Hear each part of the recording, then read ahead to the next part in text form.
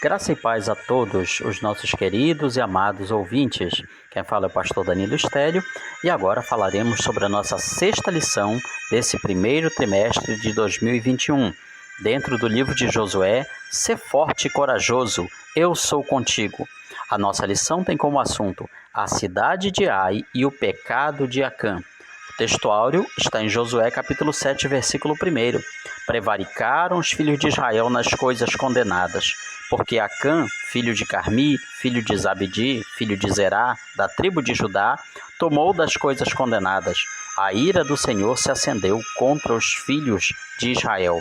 A verdade prática nos diz que a desobediência a Deus gera maldição. Ouvir e obedecer a Deus resulta em bênção. Nossa leitura bíblica está em Josué, capítulo 7, versículos 1 a 26. Os hinos sugeridos da nossa harpa cristã são os de número 175 e 96. A introdução do nosso comentário nos fala que Jericó e Ai refletem um retrato contrastante entre o resultado da obediência e as consequências da desobediência. Enquanto Israel não eliminou o pecado, permaneceu debaixo de maldição e foi derrotado. Já no capítulo 8, Israel finalmente prevalece contra a cidade de Ai, e pela leitura da lei, o povo aprende a lição advinda dos dois episódios. Veja que nós estamos saindo de um momento de grande vitória para o povo de Israel. Eles haviam tomado a cidade de Jericó, uma das maiores fortalezas da terra de Canaã. Agora, eles prosseguiam na sua conquista. A próxima parada era a cidade de Ai. Porém, um revés tremendo acontece.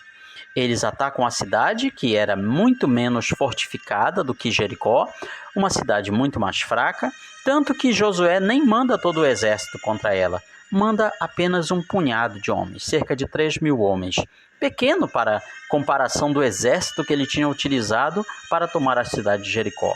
Porém, eles são terrivelmente derrotados. O que tinha dado errado? O que tinha acontecido? E a resposta vem logo no versículo 1. O povo de Israel pecou. Pecou de que maneira? Havia uma regra. Quando eles tomaram a cidade de Jericó, eles não deveriam ficar com nada do que tinha de valor naquela cidade. Tudo, absolutamente tudo deveria ser destruído. Até mesmo as coisas que tinham valor. Veja que isso era um grande sacrifício, com toda certeza. Certamente ali em Jericó havia muitas coisas que o povo de Israel poderia utilizar para se manter, para se fortalecer, mas foi uma ordem de Deus dada através de Josué que visava testar a obediência. Às vezes Deus faz isso conosco. Ele nos testa na nossa obediência de tal maneira que nós ficamos, mas essa ordem de Deus é absurda. Vai ver que Deus não quis dizer isso, mas é um teste. E Israel falhou naquele teste. De que maneira? Através de um homem apenas, chamado Acã, da tribo de Judá. Veja que todo o povo tinha obedecido, mas Acã não. Ele pecou. Ele pegou objetos de valor que estavam ali na cidade de Jericó, de uma maneira secreta. Ninguém tinha visto, ninguém tinha percebido.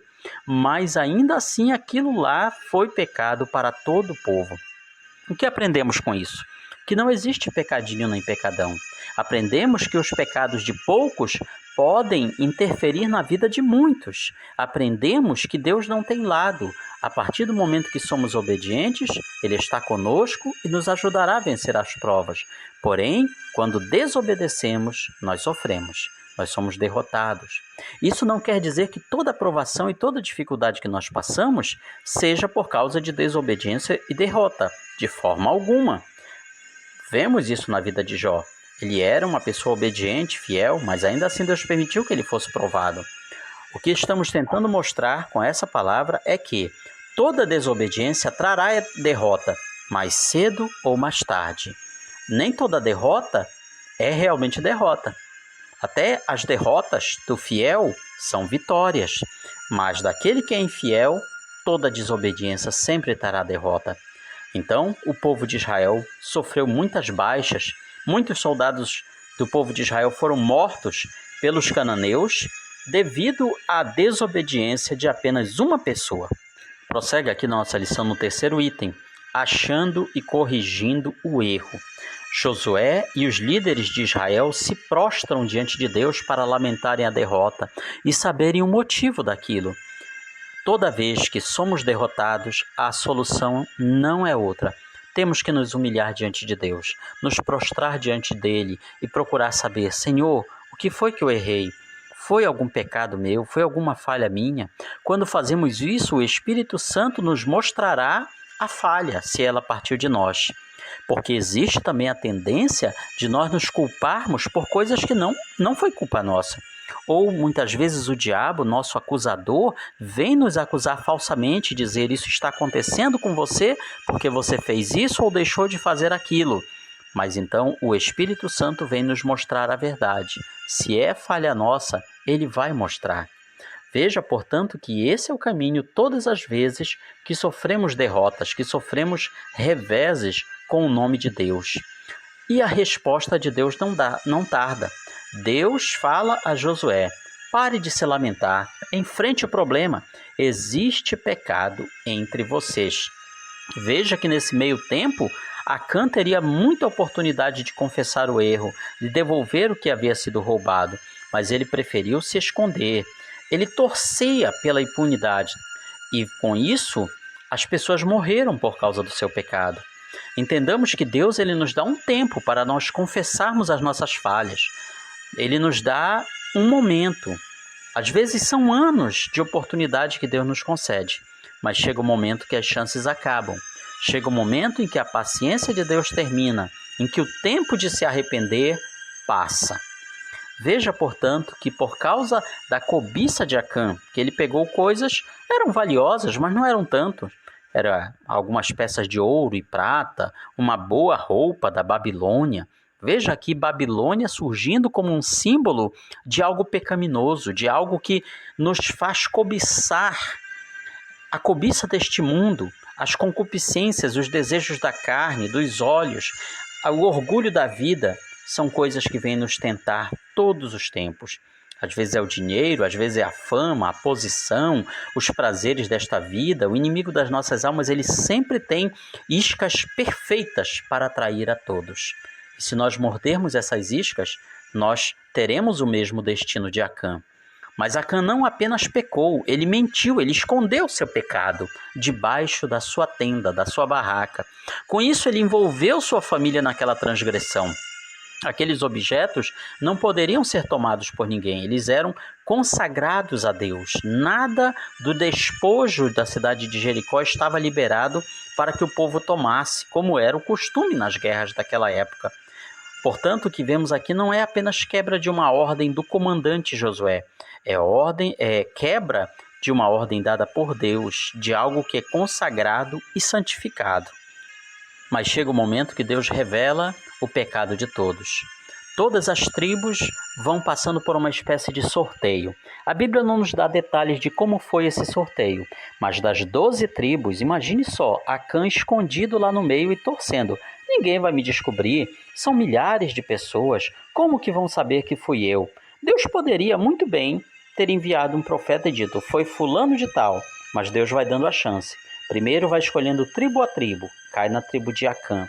Depois, da tribo dele, cai várias famílias, vários clãs, cai na família dele. E assim vai chegando até chegar nele.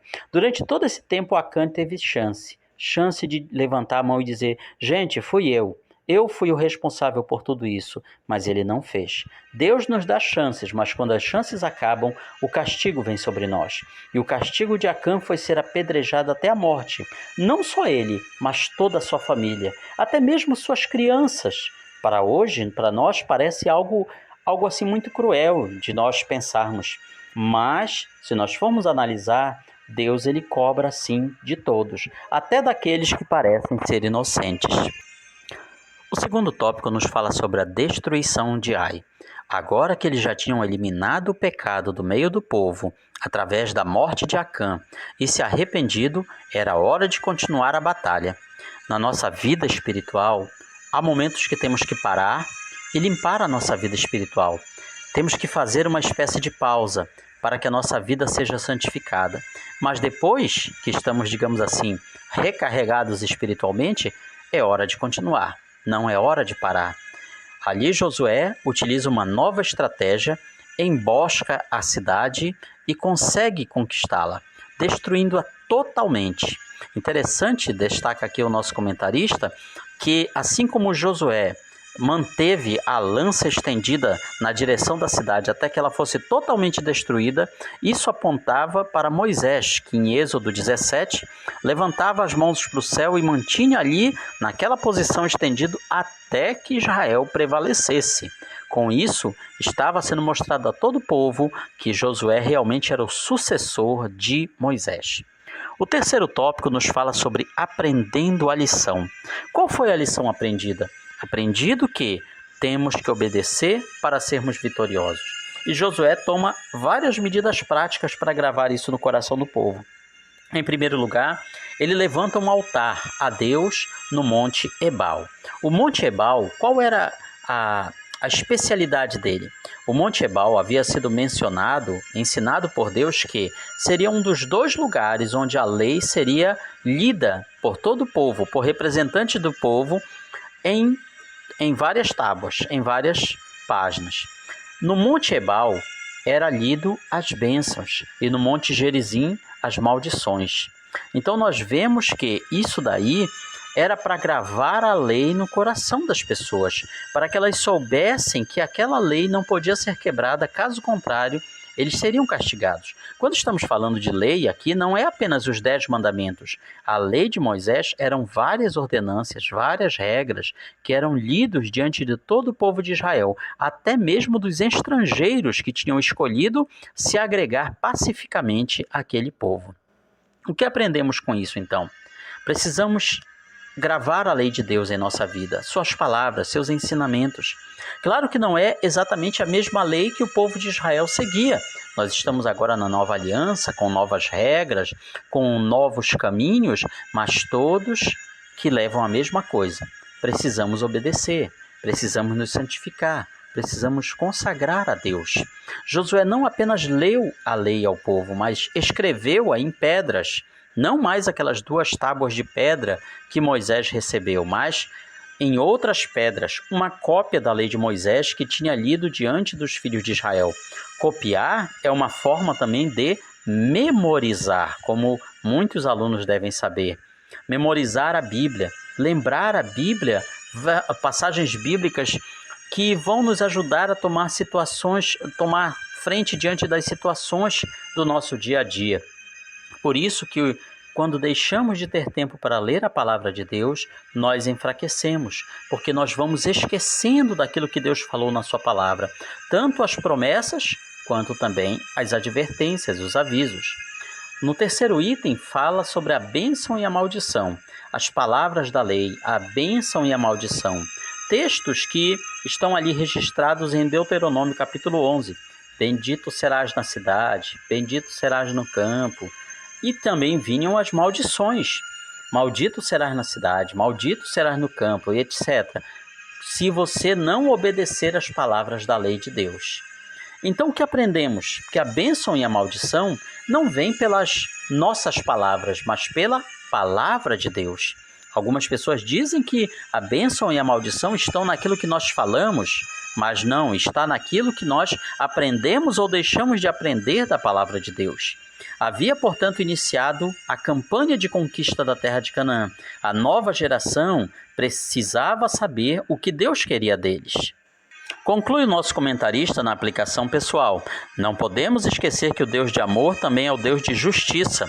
Nos arrependamos de nossos pecados cotidianamente, pois o Senhor é rico em misericórdia. Vivamos, pois, em santidade e justiça, esforçando-nos para que o nosso testemunho seja do inteiro agrado do Senhor. Esse, portanto, é um breve resumo da nossa lição, da nossa 6ª lição, e amanhã você vai aprender muito mais na sua escola bíblica dominical. Deus abençoe a sua vida. Visite também a nossa página na internet, palavravivaefiel.blogspot.com.